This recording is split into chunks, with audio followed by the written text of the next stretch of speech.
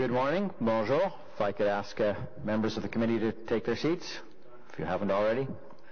We do have quorum, so one can only use last night's gold medal figure skating final as an excuse for so long. Let's get this meeting started. Welcome to the Environment and Climate Protection Committee meeting of Tuesday the 20th of February 2018. We'll go through the consent agenda first. Any declarations of interest? Seeing none. Confirmation of minutes. Those received? Received. Minutes are received. Status update, committee inquiries and motions for the period ending 13th of February 2018. Those received? Received. Commemorative naming proposal, Wendy Stewart Pond, that the Environment and Climate Protection Committee recommend Council approve the proposal to name the Sawmill Creek Settling Pond as the Wendy Stewart Pond. Does anyone wish to speak to that item, or is that received? Carried? Carried. And the third item, Financial Plan for Water Services 2018, pursuant to Ontario Regulation 45307. I have asked for a very brief staff presentation on this one. Did you let her know? I did, but it was a week ago. Yeah.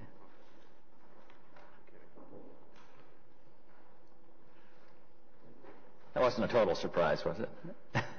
No. All right, please go ahead. All right, thank you, Mr. Chair.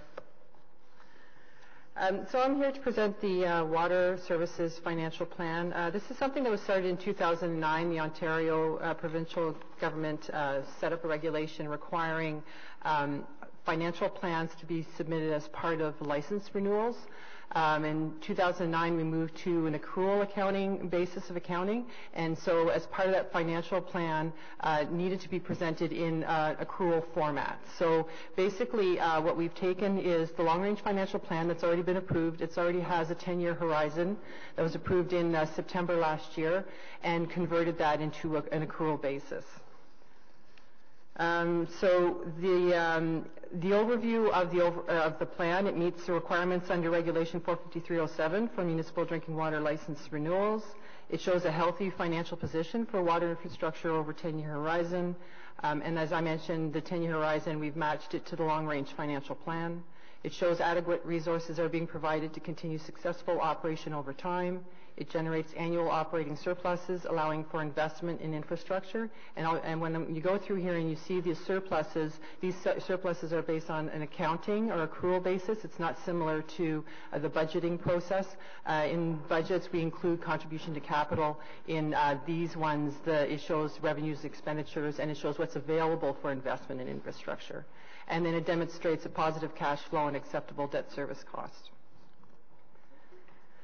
So, as I mentioned, Regulation 45307 requires municipalities to submit a council-approved financial plan for their drinking water systems in accordance with generally accepted accounting principles.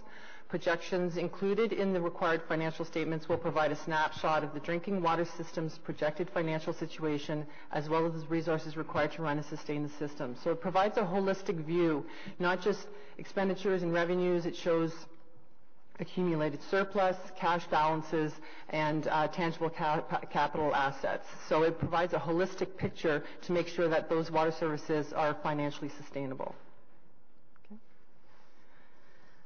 The first financial plan was submitted in June 2010, so that's when the regulation changed, which covered the 2010 to 2019 period. The current drinking water license expires on June 16th, 2019, so a renewal application must be submitted prior to December 15th, 2018. This report also has a dual purpose because we also needed a financial plan as part of the application for a new municipal drinking water system that's expected to be serving a subdivision of the community of Richmond by the end of 2018.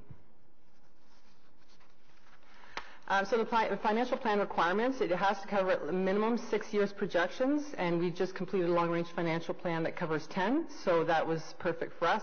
It's based on PSAB accounting, so full accrual basis, and we need to provide 4 statements: financial position, financial operations, cash flow, and tangible asset continuity.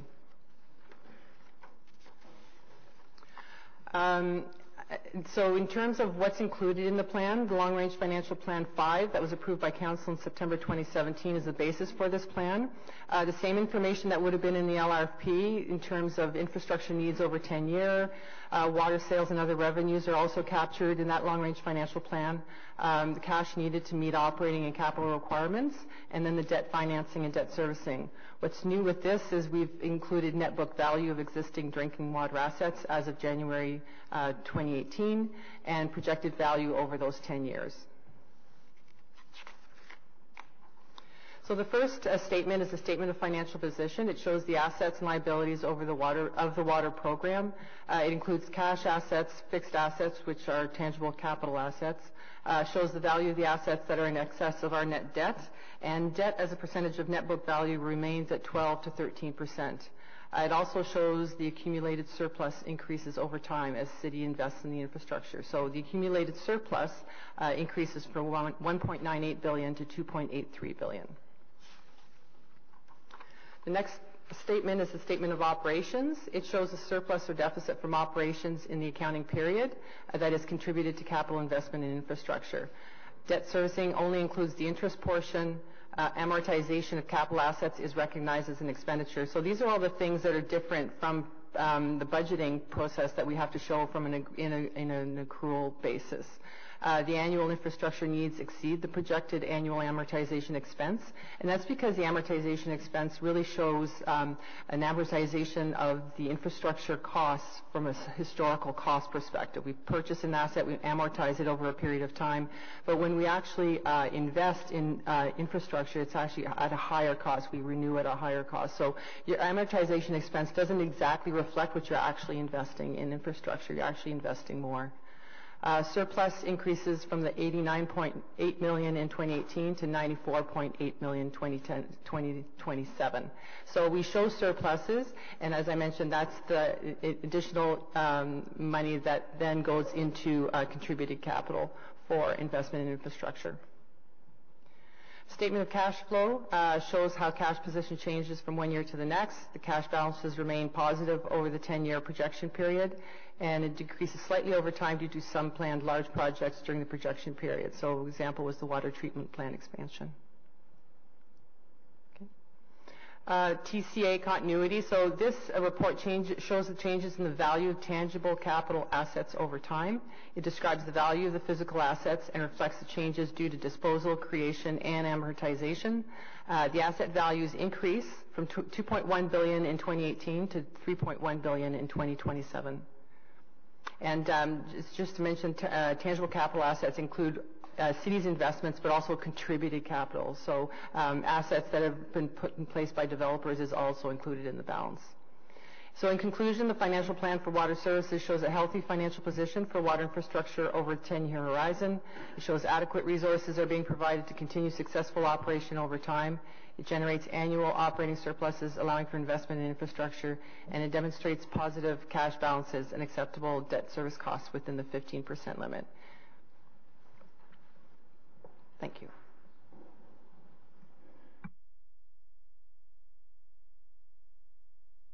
Thank you very much. I'm aware already of Councillors Cloutier, Brockington, and Chiarelli who have questions. Go ahead, Cloutier. Thank you. Merci, Monsieur le Président, and thank you for the presentation. Just a couple of questions. We have to do the application on December 15th. Is that correct? That's when it's due, but we're doing it sooner than that. Earlier than Yes. that. So it will be incorporated in the budget documents that will be approved by the 2019 Council? This actually, it reflects the already approved long-range financial plan. Okay. Yes. And that long-range financial plan is the 6% increases per year that were approved? Is that correct? This only includes the long-range financial plan, the portion that related to water services. Yes. And there were 4% increases in the first few years, and then it went down to 2% increases. Okay. So it's just the water services line of the long-range financial plan. And the application will incorporate that previous direction or policy by Council? Correct. So the financial plan reflects those approved increases. Okay.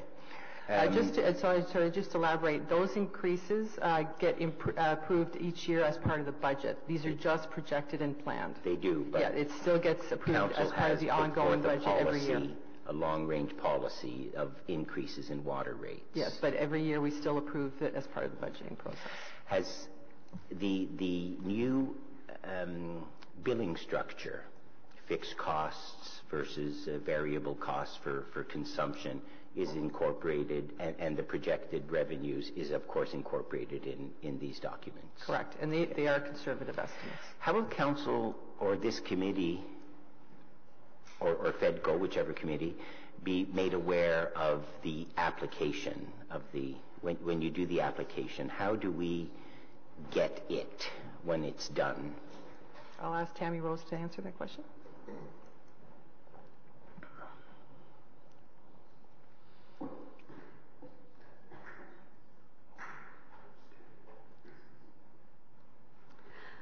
Mr. Chair, the Municipal Drinking Water License is a program that began in 2010.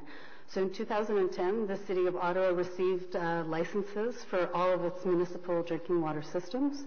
And we've gone through one renewal, which was 2014, and our next renewal is due in 2019. And typically, we provide the application and the information that's requested by the ministry, and then we get our renewal licenses sent back to us through the clerk and myself. And how is council made aware of that? How does that happen? So every year, council receives summary reports around and also drinking water quality management system reports. And those reports, we're required to provide compliance information. And all of our license, so basically our license and our works permit include all of the elements that we need to comply with. And through those reports, you're provided with what those compliance requirements are and how the City of Ottawa is doing with that. And as part of those reports, we will be made aware that the license has been reissued or approved? Yes, we make a commentary to confirm that we have valid municipal drinking water licenses. Yes. And again, is that at this committee? Is it at FEDCO? Typically, we come to Environment Committee. And Environment Committee yes. will be. When do you expect us to get that? So the summary reports are our compliance reports. We're required by legislation to have that circulated to council by March 31st every year. So we expect not to have any delays associated with that. And our drinking water quality management system report is due to go on the legislative agenda for June. Okay. And as part of that, do we expect the license to have been renewed by then? Our application deadline is December 15th of 2018. So, but the deputy treasurer said we're applying ahead of time. Yes, so there's two things. So there's the financial plan is required for the renewal of our existing license, and we're applying for a brand new license for a new municipal drinking water system. And so that application process is being developed with the developer and will be submitted to the ministry. I don't have the timelines, but we can work with our stakeholders in planning to give you more information. Okay. I'm sure the number is in the budget documents. Can you refresh my memory as to the reserves for the water, specifically the rate-supported water infrastructure, or can you provide? Yeah, it's just below 40 million. Just below 40 million. Now, when you look at it on an accrual basis, you'll see the cash and cash equivalents are much higher. So it includes all unspent capital also. So when you see the reserves, it's all committed capital. And so you see the pure reserve, but on an accrual basis, you see the cash in the bank, basically, on an accrual basis. Can you go to slide 7?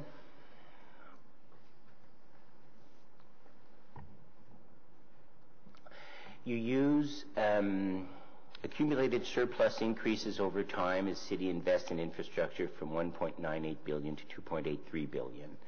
Can you go to slide 8?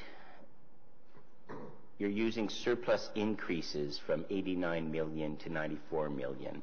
One of those is capital, one of those is yearly operating. Can you clarify that? Yeah, the previous, that's on an annual basis. So the annual surplus is 89.8.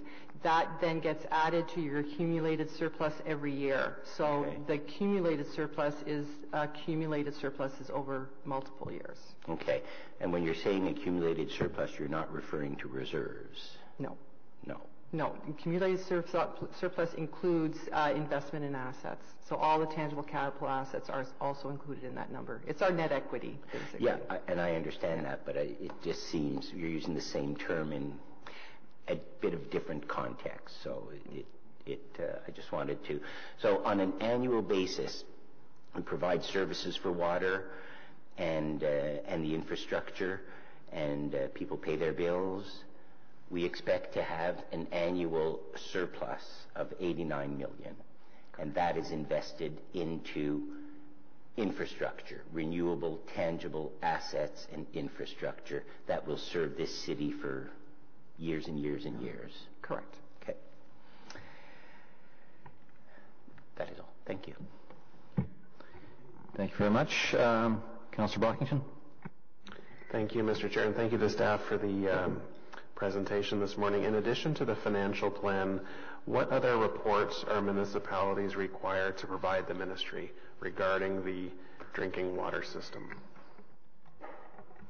So by regulation, we're required to provide annual water quality results, and those are posted on the city's website by the end of the month of February each year. So anyone external to the city could go on the city's Ottawa's website and get up-to-date or up to last year's water quality information. There's the summary report that I mentioned earlier, which is basically a review of all of our compliance requirements under the various regulations of the Safe Drinking Water Act. And basically we provide confirmation that we've met the compliance requirements, and if we have not met those compliance requirements, we're required to explain why and what corrective actions have been taken as a result. And we also have annually the Drinking Water Quality Management System Review Report. And that's a comprehensive report that's under our management system. So there's about 21 elements that we review every year, and basically we provide an update of how well that management system is going. Excellent, thank you. With respect to the financial plan that we're about to submit, what exactly does the ministry do with this report? So it's not an approval process as part of the application of the license.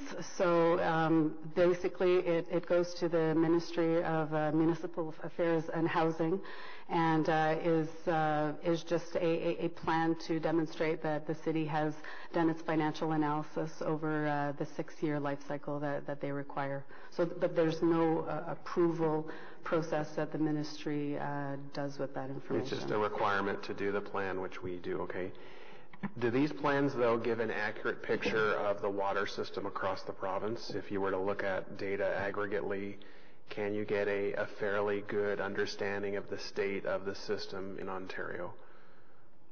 I would suspect these are the plans where you would draw that information from. All the other plans you listed really doesn't give details of the health of the systems. It would seem the financial plan is who is accurately getting a good understanding of the state of the water system in Ontario. It would be the ministry, and I want to know, other than receiving it, who's looking into these numbers, who's looking at the data to assess whether or not the systems are safe, the water is safe, and that municipalities have a true financial plan, over the next 10 years to make sure they're on the right track. If we weren't on the right track, would we be getting information back or feedback back from the ministry? Say we just submit it, but there's not a lot of dialogue, I'm getting a sense, and I want to make sure there is that assessment going on, at least at the provincial level. It seems that we're on strong footing in Ottawa, but how can we know that in this province the system is healthy?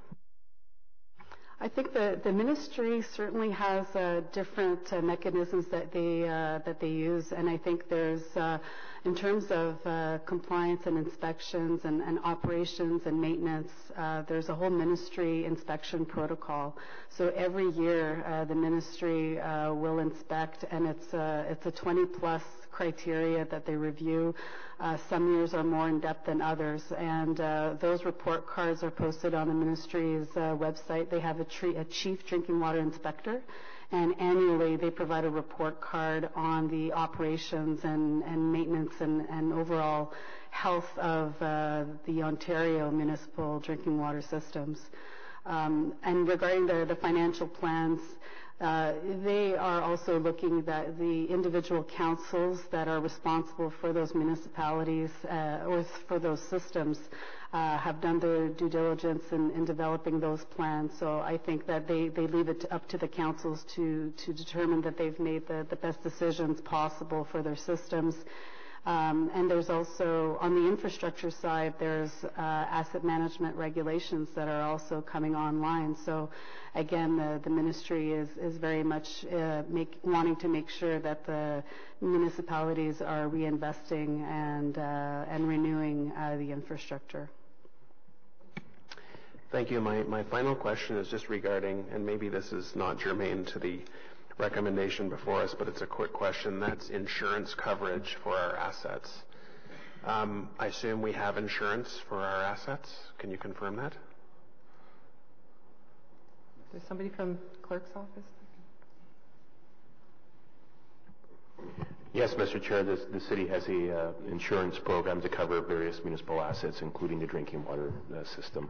So what type of failure in the infrastructure would trigger the city to file an insurance claim? We have had numerous water main breaks in a very specific neighborhood of my ward. These are small in the grand scheme of things when you look at the total cost of the assets.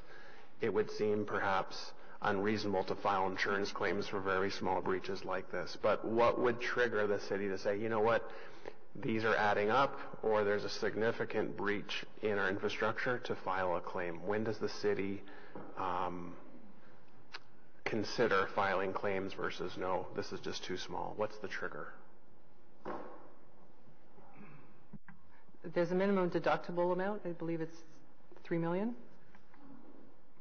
Mr. Chair, each specific incident would have to be monitored from a number of perspectives, including whether or not there's a limitation issue that would be in play, whether any contractor or third party could be held responsible for any failure of municipal infrastructure, and those considerations would be examined on a case-by-case basis within the context of the overall system. That's very helpful, thank you. I only ask because in one very specific neighborhood, we've had 7 breaches in 6 weeks. It's not the same pipe, but it's within the very specific area affecting the same residents, so I only ask that. But $3 million would seem like a reasonable minimum level before the city would file some sort of claim on a system that's worth so much, but I just wanted to ask. As far as the financial plan goes, though, Mr. Chair, I appreciate the information that we have before us. I do think the city's plan is sound, and there certainly is a plan going forward that this committee has wrestled with on more than one occasion and developed a plan, and I'm certainly going to be supporting what we have before us. Thank you. Thank you. Vice Chair Shirley. Thank you, Mr. Chair.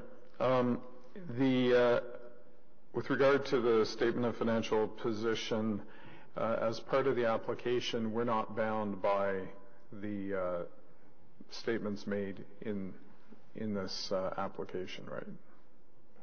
We don't have to do what we say we're going to do. These are projections. Right. Okay, so if we choose not to follow this at any point during the course of the time period, are there any consequences at all?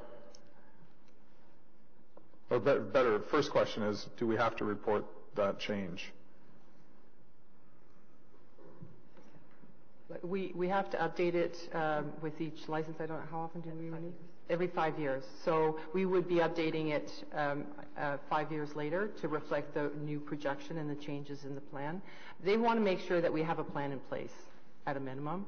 And of course, annually we make decisions as part of the budgeting process to approve what we're going to do for that year. And changes do occur. But as part of the budgeting process, we also make sure that it's financially sustainable. Okay, so if we were to change, say, the water rate structure again, there would be no consequence to this. Is that right? It would be reflected in the next financial plan. But there's no immediate requirement to show that change. Then in your characterization of the net book value of our assets, there's also not really any implication to that either, is there? Because we're not going to be selling our water mains. Okay. No, we're not selling our water mains. Good. All right. So essentially, you submit this. They just want to see you have a plan. You don't necessarily have to follow it. Council can change its direction. Then you just have to tell them again that we changed direction. Is that right? You have to report every 5 years any changes in that plan. Okay. All right. Thanks. Thank you. Any other questions from committee? No. Seeing none, thank you very much.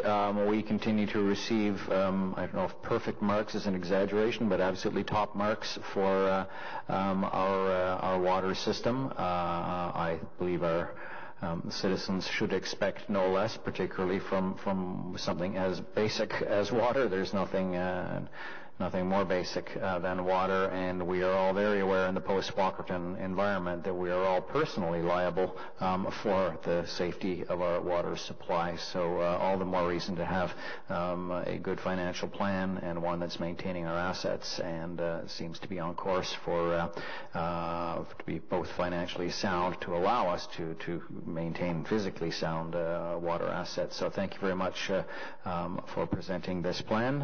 Is this received then? Or, yeah. Received? Approved. Approved. Thank you. Searching for that word. Carried. Received, approved, and carried. Thank you. We have no in-camera items. Information previously distributed. Source protection status update. Is that received? And I have not seen notices of motions or inquiries. Are there any? Councillor Lieber? Yeah. Thanks. I do have one inquiry, Chair. There have been a considerable number of media stories in recent weeks describing the impact across the country of China's ban and restriction on the import of many types of recycled paper and plastics. Has the ability to market materials, currently collected through the black box and blue box recycling program been negatively impacted by the significant change in the international market, and what are the medium run and longer term implications for marketing Ottawa's recycled materials and on the price received for them? Thank you. All right, any other inquiries? No, seeing none. Other business? Seeing none. Adjournment. Thank you. Next meeting Tuesday the 20th of March.